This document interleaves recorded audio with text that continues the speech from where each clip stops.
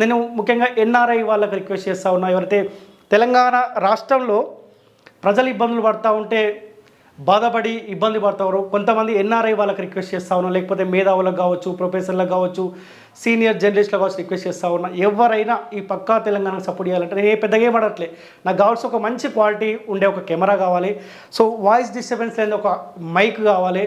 So ఒక mic camera ఒక మంచి సిస్టమ్ ఉందనుకో, నేను పూర్తి స్థాయిలో 100% ఏ రాజకీయ పార్టీకి సపోర్ట్ చేయకుండా ప్రజల కోసం పనిచేసే అవకాశం ఉంటుంది.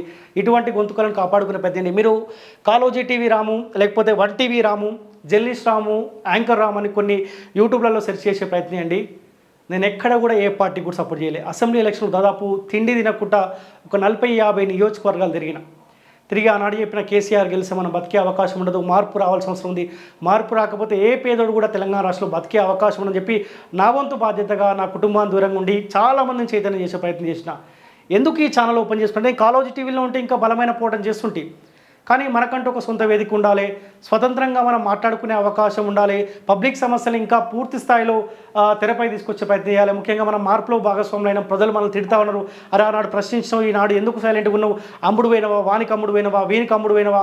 సో ఇటువంటి కామెంట్స్ కాస్త ఇబ్బందికరంగా అనిపిస్తున్న నేపథ్యంలోనే ఈ పక్కా తెలంగాణ యూట్యూబ్ ఛానల్ మేము ముందుకు తీసుకురావడం జరిగింది.